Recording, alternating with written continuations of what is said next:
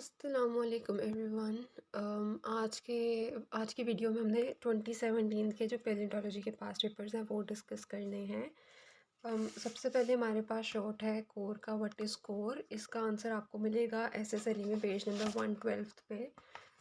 Core की definitions given है, ठीक है। कोर जो है सबसे इनर मोस्ट जो पोर्शन होता है अर्थ का। अर्थ की 3 लेयर्स हैं, क्रस्ट, मेंटल, कोर। तो कोर जो है जो सबसे इनर पोर्शन है वो वाला है। कोर 2 पार्ट्स में डिवाइडेड है, outer core and inner core, ठीक है।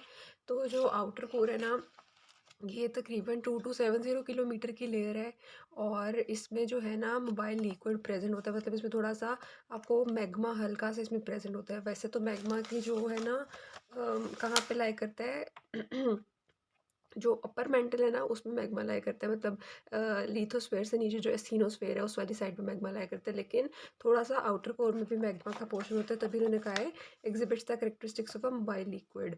मतलब outer core is just like a liquid type इसकी कंसिस्टेंसी है, ठीक है।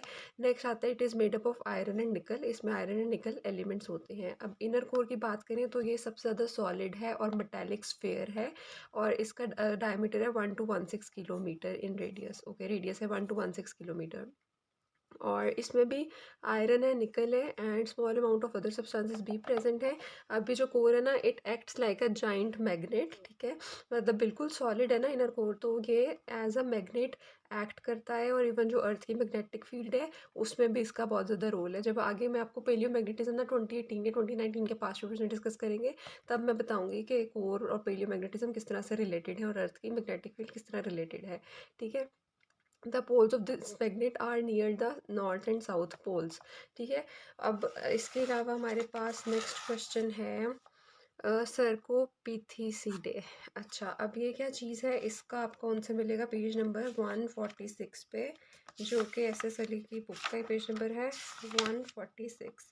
अब सर्कोपिथीसीडी क्या है, हम बात करते हैं कि जो ऑर्डर प्राइमेट्स है ना, जो जिसमें होमोसैपियंस एंड एप्स आते हैं, जो ऑर्डर उनका ऑर्डर प्राइमेट्स वो 3 सब ऑर्डर्स में डिवाइड होता है। ये इंपॉर्टेंट शॉर्ट है, ये आप देख लेना, ये बाकी सारे भी देख लेना, खाली सर्कोपिथीसीडी नहीं देखना, ठीक है। 3 ऑर्डर्स कौन कौन से हैं? लिम्यूरोइडिया, टार्सियोइडिया और एंथ्रोपोइडिया। अब जो एंथ्रोपोइडिया है ना उसकी आगे फर्दर 3 सुपर फैमिलीज़ हैं, ठीक है। 3 सुपर फैमिलीज़ हैं। तो जो सर्कोपिथीसीडी है ना वो एक सुपर फैमिली है, ठीक है। पहली सुपर फैमिली कौन सी है? सीबोइडिया, दूसरी सर्कोपिथिसिडी और तीसरी है होमोनोइडिया, ठीक है। ये हो गया। और ना यहाँ पे आपने होमोनोइडिया को होमोनिड्स से वो नहीं करना, मिक्स नहीं करना, ठीक है। 2 डिफरेंट टर्म्स हैं, होमोनोइडिया एंड होमोनिड्स। और अब हम सर्कोपिथिसिडी देख लें, ये क्या चीज़ है। हम जो है ना old world monkeys of Asia and Africa, उनकी जो सुपर फैमिली थी उसे कहते थे सर्कोपिथिसिडी। क्या है, लार्ज साइज मंकीज़ हैं और उनका कलर जो है ब्राउन से ब्लैक कलर है। टेल शॉर्ट है या फिर एब्सेंट है but never prehensile. Prehensile tail वो होती है जो ऐसे करके ट्री के ऊपर फोल्ड नहीं हो जाती। मतलब अगर सपोज ये ट्री की बार्क है तो मंकीज़ जो ऐसे करके लटक जाते हैं, प्रीहेंसाइल ऐसे टेल हो जाती है, ठीक है। तो मतलब प्रीहेंसाइल टेल नहीं है उसकी। टेल शॉर्ट है या एब्सेंट होगी लेकिन प्रीहेंसाइल नहीं होगी। नॉस्ट्रल्स जो हैं वो करीब करीब है एंड डायरेक्टेड डाउनवर्ड्स और नीचे की तरफ हैं। इसमें एग्जांपल आ रही है बेबून्स की, रीसस मंकी की एंड लंगूर्स की। और इसके 24 जेनराज हैं और 138 स्पीशीज़ जो हैं सर्कोपिथिसिडी की रिकग्नाइज की गई हैं, ठीक हो गया। नेक्स्ट हमारा क्वेश्चन है मैग्मा क्या होता है। मैग्मा आपको मिलेगा पेज नंबर 115 पे। तो मैग्मा हम बात करते हैं कि अर्थ के अंदर एग्जिस्ट करता है कि मोल्टन मटेरियल है या सेमी लिक्विड मटेरियल है, ठीक है। काफ़ी हाई टेम्परेचर है इसका, फ्लूइड स्टेट में एग्जिस्ट करता है और इसमें सिलिकॉन डाइऑक्साइड की काफ़ी ज़्यादा अमाउंट होती है। और मैग्मा मैं आपको ऑलरेडी बता चुकी हूँ कहाँ लाई कर रहा है, एस्थीनोस्फेयर से नीचे, ठीक है। यहाँ पे जब हमने लास्ट वीडियो में लिथोस्फेयर देखी थी तो साथ में मैंने आपको स्टीनोस्फेयर का भी बताया था कि उसके पास molten and capable of slow motion है। तो ठीक है, मतलब मेंटल वाली साइड पर अपर मेंटल में मैग्मा एग्जिस्ट करता है एस्टीनोस्फेयर से नीचे। अब जो है ना मैग्मा की 3 टाइप्स हैं। ये एक्स्ट्रा इन्फॉर्मेशन है, इंटरनेट से मैंने ली थी, ठीक है। बेसाल्टिक है, एंड है, एंडीसिटिक है एंड रायोलिटिक है। ये 3 डिफरेंट टाइप्स ऑफ मैग्मास हैं और इन तीनों की अपनी अपनी डिफरेंट मिनरल कंपोजिशंस हैं, ठीक है। हर एक की अपनी किसी तरह का किसी में कुछ तरह के मिनरल्स होंगे, किसी में कुछ तरह के मिनरल्स होंगे, मतलब डिफरेंट मिनरल कंपोजिशन पे एग्जिस्ट करता है। इसके अलावा आप मैग्मा के शॉर्ट क्वेश्चन में ये बताओगे कि magma most important role play करता है in the formation of the igneous rocks, ठीक है। और ये भी आप बताओगे कि मैग्मा जब आउटसाइड द अर्थ हो, जब वॉल्केनिक इरप्शन से बाहर निकले, वो लावा कहलाता है। और जब लावा बाहर अर्थ की सरफेस से बाहर क्रिस्टलाइज से सॉलिडिफाई हो जाएगा, वो वॉल्केनिक रॉक बन जाएगी। और अगर बीनीथ द अर्थ सरफेस वो क्रिस्टलाइज होगा तो that is the plutonic rock. Next हमारे पास शॉर्ट क्वेश्चन है कास्ट का, ये आपको पेज नंबर 134 पे मिलेगा। हमने मोल्ड्स एंड कास्ट पढ़े थे, ठीक है। मोल्ड को अगर मैं सिंपल वे में बताऊं तो मोल्ड हम कहते हैं सांचा। जिस तरह आपने ब्राउनीज या केक वगैरह बनाओ तो आपके वो नहीं होते, मोल्ड्स होते हैं जिसमें आपने उसे शेप देनी होती है, ठीक है। तो मोल्ड होता है सांचा। अब अगर सपोज़ हमारे पास कोई भी ऑर्गेनिज्म था, जब उसकी डेथ हो गई तो अगर वो जिस एरिया में प्रेजेंट था ना, जिस मिट्टी में, वहाँ से अगर उसकी सारी डिपोजिशन हो गई और सारा डिकम्पोज हो गया है, लेकिन उसकी जो है ना, उसका इम्प्रेशन पड़ा हुआ है वहाँ पे, ठीक है, उसका मोल्ड बन गया है। अब उस मोल्ड के अंदर दो तरह से फिलिंग कर सकते हो, ठीक है। एक तो आप कर सकते हो कि आर्टिफिशियली फिलिंग कर दो, आर्टिफिशियल, तो वो आर्टिफिशियल कास्ट हो जाएगा। और दूसरी, अगर उसमें नेचुरली कुदरती तौर पर उसमें अगर फिलिंग हो रही है तो वो हो जाएगा नेचुरल कास्ट हो जाएगा। नेचुरल कास्ट को आप स्यूडोमॉर्फ भी कहते हो, ठीक है। अब ना, जो आर्टिफिशियली उसमें आप उसकी फिलिंग करोगे तो वो जो आर्टिफिशियल कास्ट होगा ना, वो आप किस किस के थ्रू कर सकती हो। इसमें रबर आ जाती है, डेंटल वैक्स आ जाती है, रेजिन्स आ जाते हैं, प्लास्टिक आ जाता है, यूं की चीज़ें अगर आप उससे करोगे, फिलिंग करोगे, ठीक हो गया, तो वो आर्टिफिशियल कास्ट हो जाएगी। और इसके अलावा जो नेचुरल कास्ट है, जो स्यूडोमॉर्फ कहलाती है, उसमें एग्जांपल्स आती हैं सिलिका की, क्वार्ट्ज की। जैसे यहाँ पे देख लें, आर्टिफिशियल कास्ट किससे प्रोड्यूस हो रहा है, जब आप मोल्ड को फिल कर रहे हो रबर, लिक्विड रबर से, डेंटल वैक्स से या प्लास्टर ऑफ पेरिस से। और नेचुरल कास्ट कब फॉर्म होगा, जब उसमें किसी तरह का कोई मिनरल मैटर जो है, नेचुरली मिनरल मैटर, वो आकर उसमें जब आएगा, तब कास्ट प्रोड्यूस होगा। अब जिस तरह ये देखो, ये इस टाइम मोल्ड है ना, कि जो इस टाइम हमें ये आउटलाइन मिल रही है, ये मोल्ड की आउटलाइन है, ठीक है। तो इसके अंदर अगर मैं फिल करूँ, अगर मैंने रबर फिल किया या डेंटल वैक्स फिल की है, तो वो हमें उसकी शेप मिल जाएगी। हमें पता चल जाएगा कि जो हमारा फॉसिल था, जो ऑर्गेनिज्म था, उसकी क्या शेप थी। तो कास्ट जो है वो हमें उसकी शेप बता देगा। नेक्स्ट हमारे पास क्रोमैग्नन, हमने पिछली वीडियो में डिस्कस कर लिया था। नेक्स्ट है लिथिफिकेशन। लिथिफिकेशन क्या होती है? अच्छा, अब जो सेडिमेंटेशन और लिथिफिकेशन है ना, इसमें थोड़ा सा डिफरेंस है, वो मैं आपको बताती हूँ। अब जो सेडिमेंट्री रॉक्स है ना, उनमें क्या प्रोसेस होता है उनकी फॉर्मेशन का, कि सबसे पहले हमारे पास जो भी अगर ऑलरेडी प्रेजेंट कोई रॉक्स हैं या मिट्टी है या कुछ भी है ना, पार्टिकल्स वगैरह, ठीक है, उनकी वेदरिंग होगी, जिसे हम कटाव कहते हैं, ठीक है, सॉइल की, इरोजन भी जिसे हम कहते हैं, ठीक है। तो पहले वेदरिंग हो रही है या इरोजन हो रही है, ये दोनों पॉइंट्स थे, ठीक है। फिर वेदरिंग, इरोजन, ट्रांसपोर्ट होगी वो, मतलब उसने वहाँ से एक जगह से दूसरी जगह आना है, ठीक है।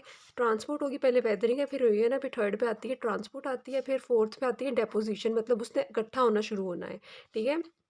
जब वो उसकी डेपोजिशन होगी, ठीक है, मटेरियल्स आ रहे हैं आ रहे हैं आ रहे हैं, डेपोजिशन होती रहेगी होती रहेगी होती रहेगी, फिर सेडिमेंट्स बनेंगे। ये सेडिमेंटेशन है, ठीक है, कि मतलब उनकी लेयर्स बन रही हैं, ऐसे करके वो मटेरियल्स आ रहे हैं आ रहे हैं आ रहे हैं, सेडिमेंट्स बन रहे हैं, ठीक है। सेडिमेंट्स बनने के बाद प्रोसेस आता है डायाजेनेसिस का, ठीक है। या फिर आप कहोगे कि सेडिमेंट्स बनने के बाद लिथिफिकेशन होती है। अब लिथिफिकेशन क्या है? Process of turning sediments to rocks. Sediments बन गए थे, अब जब सेडिमेंट्स ने हार्ड होना है और उन्होंने रॉक में फॉर्म होना है, सेडिमेंट्री रॉक्स बननी है, वो वाला प्रोसेस है लिथिफिकेशन का। लिथिफिकेशन में आप कहते हो मटेरियल्स जो आए हुए थे, ठीक है, वेदरिंग एंड इरोजन की से जो मटेरियल्स आए हैं ट्रांसपोर्ट होके, ठीक है, वो वाले materials turn into solid rocks by diagenesis. और डायाजेनेसिस में कौन कौन से प्रोसेसेस आते हैं? सीमेंटेशन एंड कंपैक्शन, ठीक है। ये वाला प्रोसेस होता है लिथिफिकेशन का, यानी कि हार्ड हो रही हैं जो रॉक्स, जो process of turning the sediments to rocks है, दैट इज द लिथिफिकेशन, ठीक है। अब लिथिफिकेशन हो गई, लिथिफिकेशन के बाद जो सेडिमेंट्स थे वो किस पे कन्वर्ट हो जाएंगे? सेडिमेंट्री रॉक्स में, ठीक है। अब जो डायजेनेसिस है ना, ये भी किसी में शॉर्ट आया हुआ है किसी पास्ट पेपर्स में।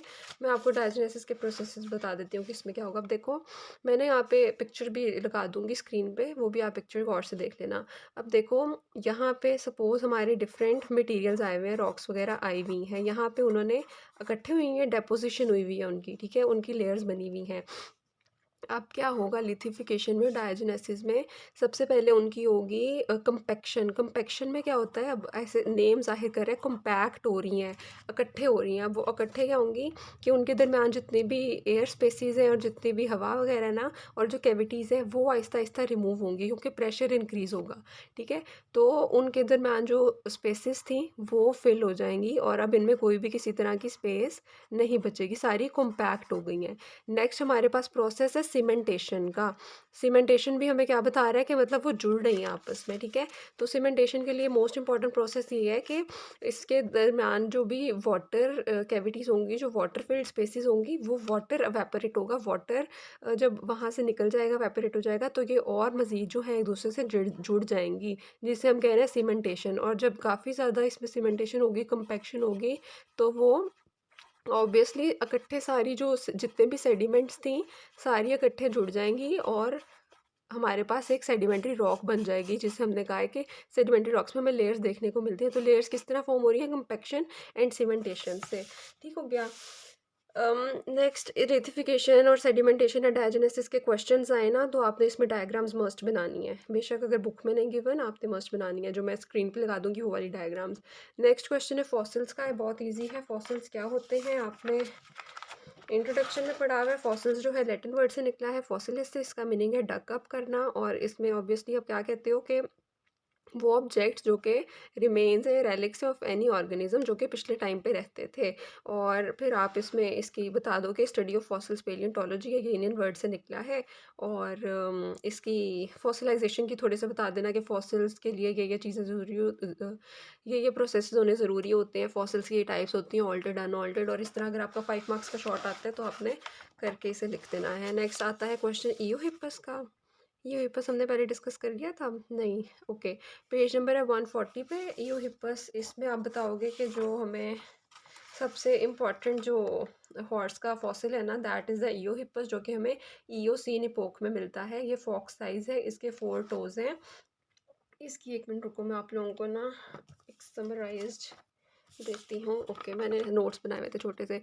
इसमें क्या है कि ईओहिपस के पाँव इस तरह से डेवलप्ड थे, उसके हूफ के, वो मार्शी ग्राउंड्स पे रन कर सकता था, ठीक है? 60 मिलियन ईयर्स को पहले पाया जाता। फॉक्स साइज था 28 सेंटीमीटर हाइट है, 44 टीथ हैं इसमें। और इसमें जो मोलर टीथ हैं वो भी प्रेजेंट हैं, उनका स्मॉल क्राउन है एंड इसके ग्राइंडिंग टीथ हैं ईओहिपस के।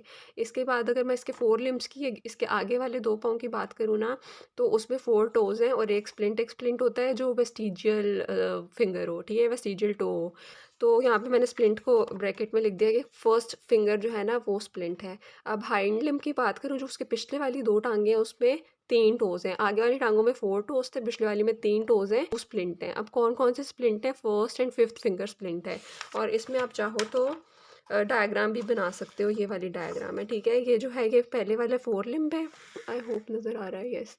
पहले वाला 4 लिम्ब है, देखो इसमें हैं 1 2 3 4, 4 इसके टोज़ हैं, ठीक है?